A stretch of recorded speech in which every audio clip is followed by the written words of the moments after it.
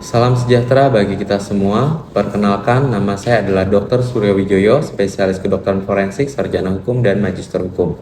Saya adalah dosen di bagian kedokteran forensik dan mediko-legal di Fakultas Kedokteran Universitas Kristen Indonesia. Pendidikan saya adalah S1 Kedokteran Umum di FKUKI, lalu melanjutkan spesialis kedokteran forensik di Universitas Diponegoro Ilmu Hukum di Sekolah Tinggi Ilmu Hukum Profesor Dr. Gayus Lumbun, Jakarta, dan Magister Hukum di Universitas 17 Agustus 1945 Semarang.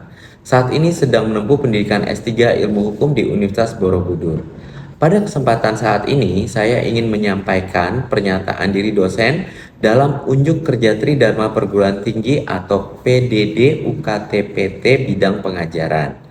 Video ini dibuat dalam rangka prasyarat mengikuti sertifikasi dosen tahun 2026. Pada kesempatan kali ini, saya akan melaksanakan pengajaran dengan topik traumatologi yang merupakan bagian dari blok 9 sistem ginjal dan traktus urinarius. Blok 9 merupakan blok wajib yang didapat pada semester 3, harus dipenuhi oleh setiap mahasiswa ataupun mahasiswi. Adapun capaian pembelajaran pada blok sistem ginjal dan traktus urinarius ini adalah mahasiswa mampu mengetahui materi pembelajaran dengan mampu menjawab soal dengan kemampuan ketepatan dalam menguraikan dan menjelaskan penyebab dan akibat serta tanda-tanda trauma. Untuk memenuhi capaian pembelajaran ini disajikan dalam kuliah pakar dengan metode pemaparan dan diskusi. Berikut ini saya tampilkan proses pembelajaran dan mata kuliah yang saya ajarkan, yaitu traumatologi. Ketemu lagi dengan saya Dr. Suryo. Kita akan membahas mengenai traumatologi. Tapi sebelum kerja, seperti biasa kita di FKUKI kita akan memulai segala sesuatunya dengan doa. Mungkin saya bisa meminta Bram untuk berdoa. Silakan. Baik, selamat sore dokter, selamat pagi teman-teman semuanya. Saya akan memimpin doa agama Kristen bagi yang mereka yang belum menyesuaikan. Mari berdoa. Tuhan, Mas Tuhan, kami sudah berkumpul di ruang kuliah pada sore ini. Kami berkati, sekarang kami ingin mulai kuliah kami bersama Dr. Suryo mengenai traumatologi. Kami berkati supaya bisa bermanfaat bagi kami semua, Tuhan. Tuhan Yesus dan menolongmu kami berdoa. Ya, amin. Oke, terima kasih Bram sudah berdoa bagi kita semua. Kita akan membahas mengenai traumatologi. Sebelumnya pasti kalian sudah belajar belum? Sudah. Oke, kita coba ya. Siapa yang tahu tentang traumatologi? Ayo, siapa yang mau jawab? Oke, eklesia ya? Nah, eklesia coba jelaskan. Apa sih definisi dari traumatologi? Sejauh ini sih yang saya tahu ya dok, traumatologi itu adalah ilmu yang mempelajari aspek yang berkaitan dengan kekerasan, tapi terhadap jaringan manusia yang masih hidup dok, bukan yang jaringan manusia yang mau. Oke, kita akan bahas nanti dari slide-slide kita belajar bersama ya.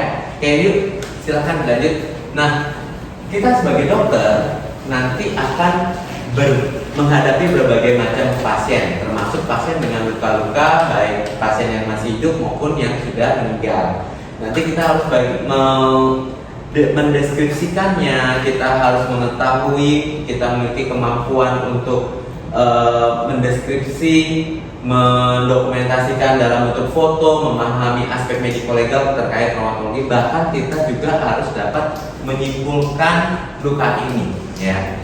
Yuk, selanjutnya tujuan pembelajaran dari modul mahasiswa ini kita diharapkan mampu melakukan prosedur pemeriksaan forensik klinis dengan melakukan yang pertama adalah anamnesis kalau korbannya masih hidup ya. Yang kedua, informed consent, pemeriksaan fisik, melakukan deskripsi dari luka. Nanti kita akan belajar bagaimana cara membuat deskripsinya ya. Kemudian menganalisa kasus untuk pemeriksaan penunjang, membuat kesimpulan kasus. Lanjut slide. Traumatologi tadi sudah dijelaskan oleh eksklesia bahwa kekerasan atas jaringan tubuh yang masih hidup itu definisi dari trauma, sedangkan logos adalah ilmu. Jadi ilmu yang mempelajari semua aspek yang berkaitan dengan kekerasan terhadap jaringan tubuh manusia yang masih hidup. Tetapi nanti kita sebagai forensik tidak belajar tentang pada jaringan yang masih hidup saja. Bagaimana sih kekerasan itu kalau terjadi pada orang yang sudah meninggal ya?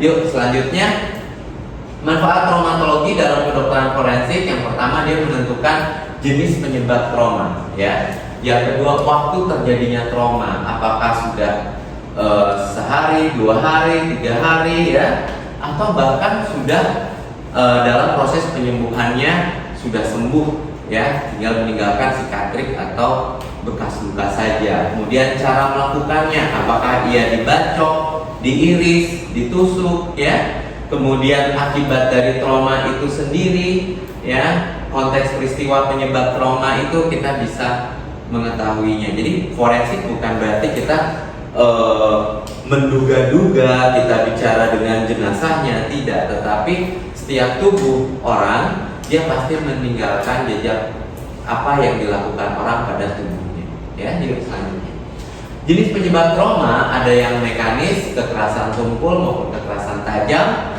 Fisika itu ada listrik, suhu, juga barotrauma ya. Kombinasi mekanik dan fisik itu senjata api, senjata angin. Dari mekaniknya adalah misiunya dan fisikanya adalah daya lontarnya di situ. Kemudian kimia adalah asam kuat dan basa kuat. Kemudian dalam luka tadi kita bisa tahu apakah dilakukannya dengan diiris, ditusuk, dibacok pada luka-luka tajam. Kemudian ada luka kekerasan tumpul, itu ada memar, lecet, robek, ataupun patah tulang ya. Pada demayo, patah tulang tetap termasuk di dalam kekerasan tumpul. Apa yang akan kita temukan dan kita harus bisa mendeskripsikannya. Apa sih bedanya? Sebelum itu saya ingin tanya nih, mungkin saya akan tanya kepada Bram. Bram, apa sih bedanya? Di sini kan kita tadi bicara tentang memar ya. Apa sih bedanya memar sama lebam? Apa? Bram? Iya dok. Jadi kalau yang memar dokter yang saya ketahui, kalau memar itu dia tetap pecahnya pembuluh darah bisa ke kapiler, tapi di orang hidup, dan dia tuh jadinya ada rembesan darah tapi di bawah jaringan kulit dok. Nah, tapi kalau ya lebam itu istilahnya untuk mencari pembuluh darah lalu dia bergerak ke daerah yang lebih bawah atau memberikan gravitasi. Jadi contohnya ini lebam itu untuk pada mayat biasanya dok. Jadi kalau mayatnya posisi terbentang, lebamnya itu bisa di daerah punggung, belakang sampai kaki belakang. Oke, ya. Jadi kita bisa bedakan memar sama lebam. Memar sama lebam. Lebam itu terjadi pada orang yang sudah meninggal. Jadi nggak ada nih ya dokter mengatakan lebam-lebam pada tubuhnya, padahal orang itu masih hidup. Karena apa?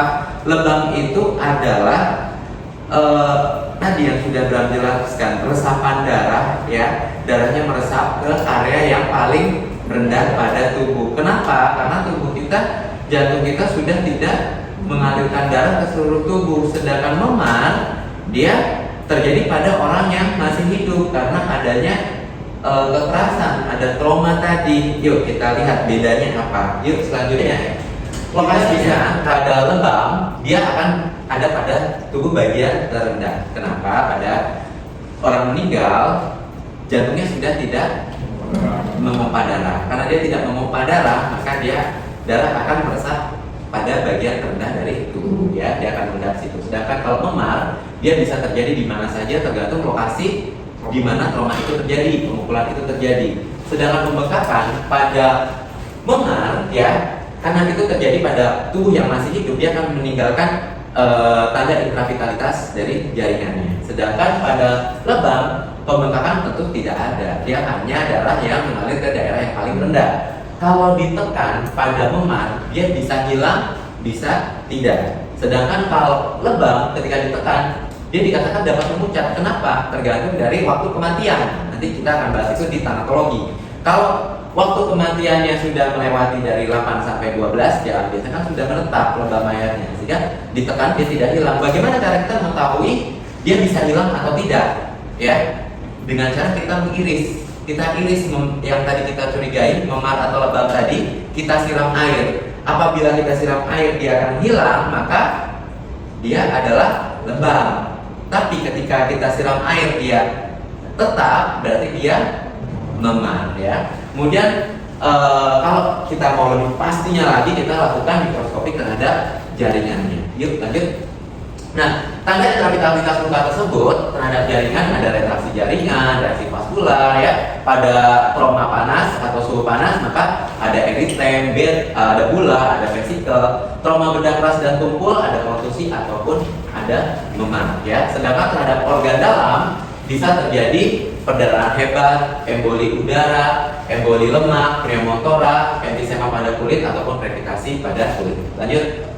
Nah, mungkin di sini kita akan membahas mengenai apa sih kualifikasi luka. Kualifikasi luka kita terbagi menjadi luka ringan, sedang maupun luka berat. Kapan sih kita pakai? Saya mau tanya kepada Henry. Henry, kualifikasi luka di dalam tusuk encephalo itu kan terbagi menjadi ringan, sedang, berat. Itu dipakai di mana sih? Izin untuk kualifikasi ini biasanya dilakukan pada tusuk encephalo untuk menulis sebuah kesimpulan. Oke, kita lakukan pada kesimpulan. Jadi di kesimpulan kita tidak menulis kualifikasi luka ini adalah ini kualifikasi ringan, ini kualifikasi berat, ini kualifikasi sedang. Tidak, kita menulisnya adalah luka ini tidak ada harapan sembuh atau dapat membahayakan nyawa, atau luka tersebut dapat menimbulkan bahaya maut. Si hakim akan mengenal itu dengan dokter mengkategorikan ini berat sesuai dengan pasal, kalau zaman dulu pasal 90, tapi sekarang sudah berganti menjadi pasal 155 pada Undang-Undang Nomor 1 Tahun 2023. Sedangkan kalau dikatakan dia sedang, luka ini membutuhkan istirahat berapa lama? Sebagai dokter, kita bisa memprognosiskannya. Kira-kira luka ini sembuh dalam waktu berapa lama? Kalau kita katakan ringan, kita katakan di dalam kesimpulan tersebut adalah luka ini tidak menimbulkan bahaya, tidak menimbulkan penyakit atau halangan untuk menjalankan pekerjaan atau profesi jabatan atau mata pencarian, maka dia dikategorikan sebagai luka ringan sesuai dengan pasal 41 dulu ada di dalam pasal 352. Oke, yuk. Selanjutnya kita akan membahas mengenai deskripsi luka. Apa saja sih yang perlu dideskripsikan dari sebuah luka? Saya menyingkatnya dengan jelebus, jumlah, lokasi, bentuk, ukuran, dan sifat. Jumlah, ada sebuah luka, 2 buah luka, 3 buah luka, atau kita bisa beberapa luka. Sedangkan lokasi luka kita dapat menyampaikan sesuai dengan regionnya ya. Kemudian lokasi berdasarkan garis koordinat. Kenapa? Karena seorang yang kita berikan penjelasan itu harus dapat membayangkan letak luka itu. Ya, ada di mana, gambaran luka itu seperti apa, maka deskripsi ini penting ya. Kemudian bentuk, apakah bentuknya teratur atau menyerupai apa? Jangan bentuk menyerupai, jangan bentuk menyerupai celah, bentuk menyerupai bulan sabit. Bulan sabit tentu mungkin dia penekanan dari kuku ya, bentuk garis ya, menyerupai garis. Kemudian ukurannya ada panjang kali lebar kali dalam ya, maksudnya panjang, lebar, dan dalam ya. Kemudian kita lihat lagi luka ini luka apa ya. Kalau luka terbuka kita lihat lagi sifatnya ya, arahnya kemana, apakah dia luka robek. Kalau dia luka robek tentu kita tidak ukur sebelum dan sudah dirapatkan. Tetapi kalau dia luka terbukanya kita curiga adalah kekerasan tajam dari sifat-sifatnya nanti, maka kita coba rapatkan. Apabila dirapatkan tentu tambah panjang atau tambah pendek? Tambah panjang, benar Eklesia ya. Kalau dia tambah, karena apa? Kalau dia menanah, dia akan menjadi lebih pendek. Ketika dirapatkan, dia akan memanjang ya. Kemudian, tapi kalau terobek, kita tidak perlu merapatkannya ya, karena bentuknya pasti tadi bentuknya tidak teratur ya. Terus kita lihat sifat-sifatnya, garis batas lukanya, mulai dari tepinya rata atau tidak, sudut lukanya, apakah kedua sudut lancip, salah satu lancip ya, daerah di dalam garis batas luka mengikuti tebing luka, antara kedua tebing luka tadi ada jaringan, ada jembatan jaringan atau tidak ya. Kemudian dasar luka terdiri atas jaringan apa saja, dari warnanya, perabaannya, ada apa di atasnya ya, daerah di sekitar garis batas luka mengikuti memar, apa ada tatuase, jelaga, bekuan darah, dan lain-lainnya, atau bahkan tidak ada ya. Yuk kita lanjutkan. Nah ini tadi kita katakan luka itu ada di lokasinya di mana? Regio. Ada, yuk lanjut slide. Ada regio kepala, terdiri dari wajah, dahi, pelipis, pipi, kemudian daerah leher, lengan atas, lengan bawah, tungkai atas, tungkai bawah, dada, perut ya. Nah, ini semua ya itu mendeskripsikan luka tadi. Lanjut. Dari belakang ada area kepala, punggung, bokong, punggung tangan, telapak kaki. Lanjut. Pada dada kita lihat ada dada sisi kanan ya, pada lengan kita juga sampaikan lengan sisi kiri ya. Sisi bagian depan, belakang ya. Semuanya harus kita bisa deskripsikan bagaimana caranya yang membaca deskripsi luka kita mengerti apa yang kita sampaikan. Karena pada orang yang hidup, luka itu akan melalui proses penyembuhan. Ada orang mati akan melalui proses pembusukan. Yuk lanjut. Nah, untuk koordinat luka kita bisa menggunakan sumbu X dan sumbu Y ya. Sumbu X itu garis pertengahan tubuh, sumbu Y itu garis mendatar, bisa dipakai kedua sudut mata, kedua sudut bibir ya. Kemudian puting susu ya pada laki-laki, tapi pada perempuan puting susu tidak digunakan ya. Kemudian pada bahu ya, pada pusar, tonjolan tulang pinggang atau tonjolan tulang belikat, kemudian lutut dan juga mata kaki. Lanjut. Ini contoh sebuah luka. Dari luka ini kita bisa lihat batasnya tegas. Oke, tapi bagi buku De Mayo kita bisa baca di situ adanya di luka ini ada jembatan jaringan. Tebing lukanya seperti apa ya? Kemudian dasar lukanya seperti apa? Tepi lukanya dia tidak rata. Dengan tepi luka tidak rata dan jembatan jaringan, maka kita bisa sampaikan ini luka robek ya. Walaupun batasnya tegas, karena adanya tepi luka tidak rata dan jembatan jaringan itu sebuah ciri pada luka robek.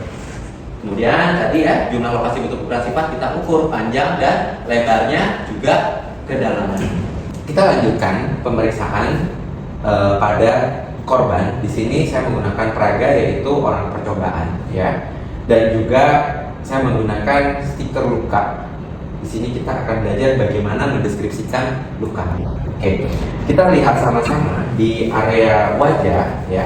Ada sebuah luka. Kita menggunakan cara jumlah lokasi bentuk ukuran sifat. Jumlah. Terdapat sebuah luka pada regionnya apa? Dari sisi kanan. Dari sisi kanan. Setelah itu dari situ kita pakai ordinat. Kita ukur dulu lukanya ini panjangnya berapa. Yang mendekati garis tengah tubuh dan paling jauh dari garis tengah tubuh. Sekarang kita lihat batas teratas dan batas terbawah. Dari luka ini yang batas teratas berarti paling atas, ya kan?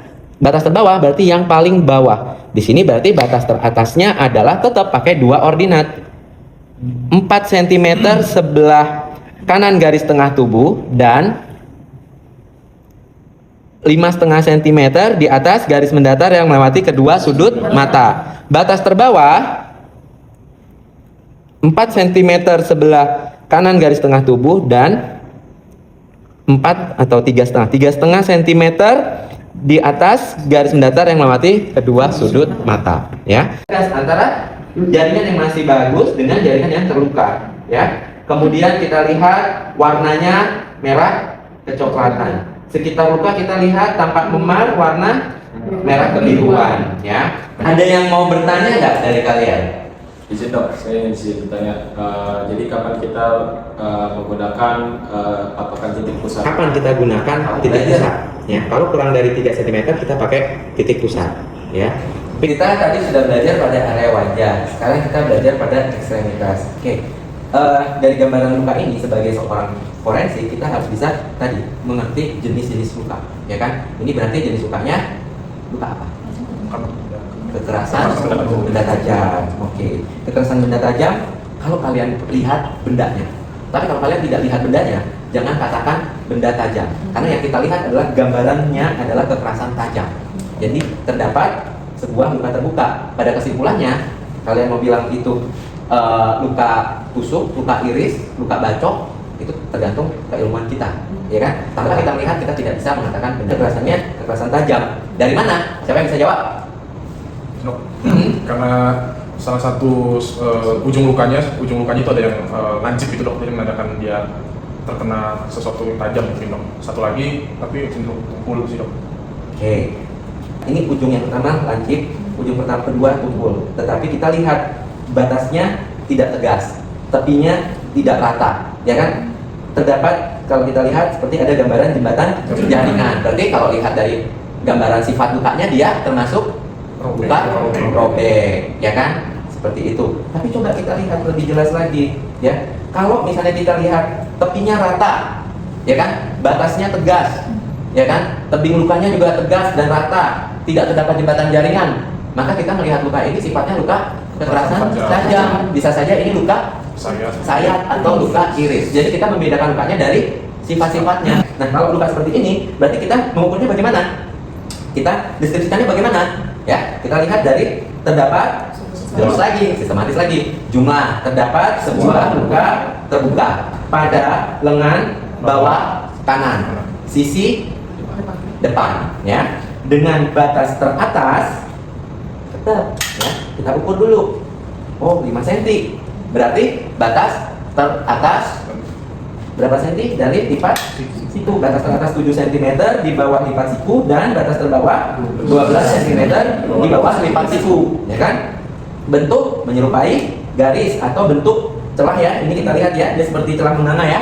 Bentuk menyerupai celah, ya. Dengan kalau kita lihat bentuk menyerupai celah, batasnya tegas, tepinya rata, tebing lukanya rata, tidak terdapat jembatan jaringan, ya. Maka kita coba rapatkan, ya kan? Bila dirapatkan, ukurannya akan menjadi tentu lebih panjang, 5,5 cm, ya kan? Dan sebelum dirapatkan tadi 5 cm, lebarnya 1 cm, dan dalamnya berapa, ya? Karena di foto kita tidak bisa lihat dalamnya, ya. Batasnya tegas, tepinya rata, tidak terdapat jembatan jaringan, ya. Tebingnya terdiri dari kulit, lemak, otot, dasar lukanya apa, ya, dari situ. Nah, terus kalau dia luka robek, sama panjang lebar dalam, tapi sifatnya yang kita bedakan, ya. Nah, ada yang mau bertanya sampai di sini? Saya sebenarnya. Oke. Nah, tadi kan untuk penentuan lokasi itu kan dilihat dari titik paling atas dan paling bawah, ya, Dok, ya.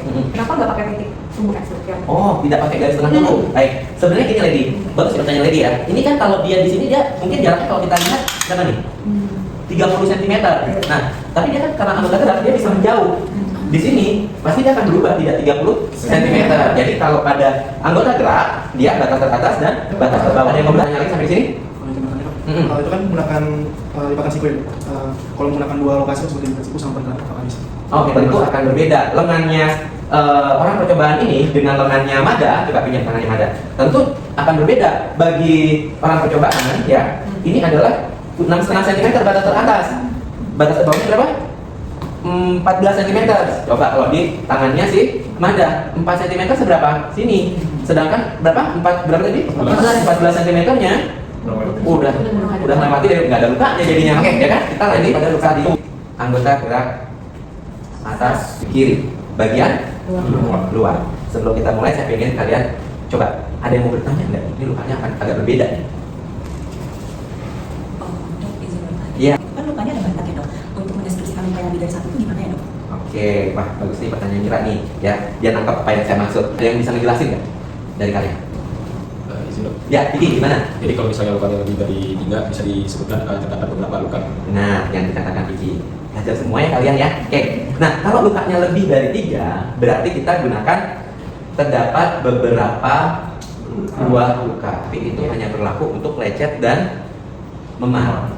Tapi kalau luka terbuka, ya, mau dia bacok, iris, tusuk, robek, tetap harus kita deskripsikan satu per satu, ya. Supaya lebih mudah sistematis penulisannya, kita rubah, ya. Kalau tadi jumlah lokasi, bentuk, ukuran, sifat, karena sifatnya mirip semua, maka kita pindah ke atas setelah jumlah. Terdapat beberapa buah luka pada lengan atas sisi kiri bagian luar, ya. Sifatnya kita katakan batasnya tidak tegas, tepinya tidak rata atau batasnya tidak tegas, ya. Warna merah kecoklatan, sekitar luka tampak memar. Sampai situ sudah dapat nih, ya kan? Baru kita gambarkan luka terbesar dan luka terkecil. Luka terbesarnya kan yang ini, ya kan? Kita ukur berapa senti nih, ya kan? Kita ukur dia 8 cm. Kalau dia 8 cm, berarti kita pakai batas teratas, batas terbawah. Batas teratasnya 17 cm di atas siku, ya kan? Oke, batas terbawahnya 13 cm di atas siku. Siku kita pakainya siku. Kalau dia dalam, dikasihnya sifat siku, ya. Dan dengan ukuran panjang 8 cm, sorry, berapa tadi? 8 ya. 8 cm dan lebarnya 1 cm. Baru kita pakai yang terkecil. Yang paling kecil kan ini, ya kan? Oh, ini ya. Oke. Kecil kurang dari 3 cm kita pakai apa tadi? Titik pusat. Tadi kita udah pakai ini, sekarang kita pakai ini lagi. Berapa nih? 11,5 cm di atas siku dengan ukuran panjang 1 cm dan lebar 0,5 cm. Tetap jumlah lokasi bentuk ukuran sifat, tapi jumlah bentuk sifat baru ukuran. Ya kan, jadi kita nggak mengulang lagi sifatnya satu persatu. Lanjut pada luka selanjutnya pada orang percobaan kita, ya. Pada peraga kita di sini ada luka di area leher, ya. Nah, di area leher hampir sama, sistematis kita harus bikin jumlah lokasi bentuk ukuran sifat lebus, ya. Jumlah sebuah luka terbuka pada leher sisi kiri. Oke, kita coba ukur dulu supaya kita bisa tahu kita mau pakai batas teratas, batas terluar, batas terdalam, ya. Ternyata ukurannya adalah di sini 3,5 cm. Oke, kita lihat ternyata luka ini, ya, kita ukur, ya, dengan ukuran panjang 4 cm, ya. Maka bagaimana kita untuk bisa mendeskripsikannya? Sama, terdapat sebuah luka terbuka pada leher sisi kiri. Oke, kita mau pakai mana ordinatnya? Ya, yang paling dekat adalah lubang telinga. Maka kita pakai batas teratas. Batas teratasnya berapa centimeter? 7 cm di atas, di bawah lubang telinga dan garis tengah tubuh. Terdekat kemana? Belakang atau depan? Karena dia lebih dekat ke depan, maka kita nilai, ya, di sini berapa sentimeter dari garis tengah tubuh, ya. Ada 15 cm sebelah kiri garis tengah tubuh. Atau ini kan ini leher, ya, dan ini laki-laki, kita bisa menggunakan jakun atau Adam's apple, ya. Begitupun yang bawah. Kalau tadi pakai Adam's apple, berarti yang bawah juga pakai Adam's apple. Kalau yang atas pakai lubang telinga, maka yang bawah juga pakai lubang telinga. Dan jumlah lokasi bentuknya adalah, kita lihat bentuknya celah atau tidak teratur. Bentuknya celah. Apakah ini luka tusuk? Apakah luka iris? Bisa saja dia seperti ini posisinya, ya kan? Bisa saja dia berantem dari depan ditusuk, ya. Kita lihat apa kedalamannya. Kalau iris berarti panjang akan lebih besar daripada dalam. Kalau tusuk panjang lebih kecil daripada dalam, ya. Oke, referensi itu logika, ya. Nah, jumlah lokasi bentuk ukuran baru kita lihat sifatnya. Tadi sifat seperti yang saya jelaskan, apakah sifatnya luka robek atau luka terbuka, luka tajam, ya. Apakah luka robek atau luka tusuk, apakah luka iris, itu semua ada pada sifatnya, ya. Nah, kesimpulan baru berdasarkan keilmuan kita menyimpulkan ini luka apa. Oke, dan kita tentukan derajatnya pakai pasal-pasal yang ada di KUHP, ya. Nah, kita sudah belajar sampai sini. Ada yang mau bertanya nggak nih? Tadi kan kita sudah belajar tentang luka akibat trauma tubuh maupun trauma tajam, dok. Jadi itu kan keduanya sama-sama punya sifat 3 dimensi, dok. Bagaimana kita bisa membedakan? Oke, tadi pertanyaan bagus nih, dari siapa nih? Dari Stella. Sekarang siapa yang bisa menjawab? Mungkin sudah belajar nih. Tadi juga udah pernah saya jelasin. Coba. Izin coba menjawab, dok. Jadi kalau dari sifatnya bisa dibedakan apakah ada jembatan jaringan, tepinya di mana, tebing lukanya apakah rata atau tidak. Lalu ujung-ujung lukanya juga bisa salah satu sifatnya. Mungkin dari saya itu.